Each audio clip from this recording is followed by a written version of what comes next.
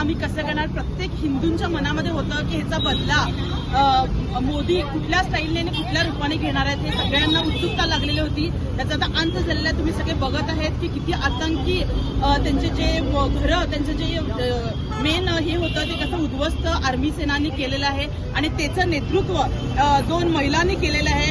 Sophia Qureshi आणि भूमिका सिंग या 2 महिला कमांडरने केलेलं आहे. आज आम्हाला गर्व महसूस होत आहे की ज्या महिलांचे सिंदूर म्हणजे जे कुंकू पुसवायचं काम जे पाकिस्तानने केलेलं होतं त्याच कुंकुवामध्ये किती ताकद आहे आज भारतीय महिलांनी भारतीय सेनेने दाखवून दिलेलं आहे. त्याच्यावरती फार आम्हाला गर्व आहे आणि त्याचबद्दल आज विजयोत्सव म्हणून आज आम्ही गणेश मंदिरमध्ये विशेष पूजा महिला मोर्चा आणि आमच्या अन्य पदाधिकारी सगळे आमचे वरिष्ठ मिळून आम्ही आज पूजा केलेली आहे.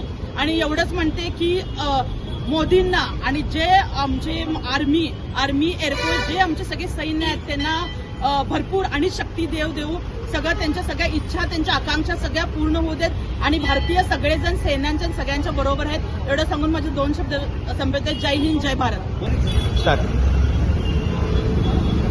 ಏಪ್ರಿಲ್ 22ರಂದು ಕಾಶ್ಮೀರ ಪಹಲ್ಗಾಮ್ದಲ್ಲಿ ಏನೋ ಒಂದು ಕೃತ್ಯ ನಡೀತು. ವಿಶೇಷವಾಗಿ ಹಿಂದೂಗಳನ್ನ ಟಾರ್ಗೆಟ್ ಮಾಡಿ ಹಿಂದೂಗಳನ್ನು ಕೊಲೆ ಮಾಡಿದ್ರು. ಆವಾಗ ಅವರು ಮಹಿಳೆಯರು ನಮ್ಮನ್ನು ಕೊಲೆ ಮಾಡಿ ಅಂತ ಕೇಳಿದಾಗ ಹೋಗಿ ಮೋದಿಗೆ ಹೇಳಂತ ಹೇಳಿದ್ರು. ಆದರೆ ಆ ಕ್ಷಣದಲ್ಲಿ ಅವರು ಎದುರುಗಡೆನ ಅವ್ರ ಗಂಡರನ್ನ ಕಳ್ಕೊಂಡಿದ್ರು. ಅವ್ರ ಸಿಂಧೂರ ಒರೆಸಿ ಹೋಗಿತ್ತು. ಆದರೆ ಆ ಒಂದು ನಿಟ್ಟಿನಲ್ಲಿ ಅವತ್ತಿನ ದಿನಾನೇ ನಮ್ಮ ಹೆಮ್ಮೆಯ ಪ್ರಧಾನಮಂತ್ರಿಗಳಾದಂಥ ಸನ್ಮಾನ್ಯ ಶ್ರೀ ನರೇಂದ್ರ ಮೋದಿಜಿ ಅವರು ಹೇಳಿದ್ರು, ನಾವು ಸುಮ್ಮನೆ ಇರಲ್ಲ, ಈ ಕೃತ್ಯವನ್ನು ಮಾಡಿದಂಥ ಪಾಕಿಸ್ತಾನಿ ಆತಂಕವಾದಿಗಳನ್ನ ಹುಡುಕಿ ಅವರು ರುಂಡಗಳನ್ನು ಕತ್ತರಿಸಿ ಹಾಕ್ತೇವೆ ಅಂತ ಹೇಳಿದ್ರು. ಅದೇ ಪ್ರಕಾರ ಮೊನ್ನೆ 7ನೇ ತಾರೀಕಿನ ದಿನ ಆ ಸಿಂಧೂರ್ ಕಳ್ಕೊಂಡಂತ ಮಹಿಳೆಯರಿಗೆ ಒಂದು ನ್ಯಾಯ ಕೊಡೋಕ್ಕಾಗಿ ಆಪರೇಷನ್ ಸಿಂಧೂರ್ ಅನ್ನುವಂತ ಒಂದು ಹೆಸರಿನಲ್ಲಿ ಪಾಕಿಸ್ತಾನದಲ್ಲಿ ಏನು ಉಗ್ರರ ತಾಣಗಳಿದ್ದು ಉಗ್ರರ ಟ್ರೈನಿಂಗ್ ಸೆಂಟರ್ಗಳಿದ್ದು ಅಂತ 9 ಟ್ರೈನಿಂಗ್ ಸೆಂಟರ್ ಧ್ವಂಸ ಮಾಡಿದ್ದಾರೆ. ಅವರು ಇವತ್ತು ಆ ಒಂದು ನಾರಿಯರಿಗೆ ಒಂದು ಅವರು ನ್ಯಾಯ ಕೊಡಿಸಿದ್ದಾರೆ. ಮತ್ತೆ ವಿಶೇಷವಾಗಿ ಅವತ್ತಿನ ದಿನ ಮೃತರಾದಂಥ ಆತ್ಮಕ್ಕೆ ಇವತ್ತು ಶ್ರದ್ಧಾಂಜಲಿ ಸಿಕ್ಕಂಗಾಗಿದೆ.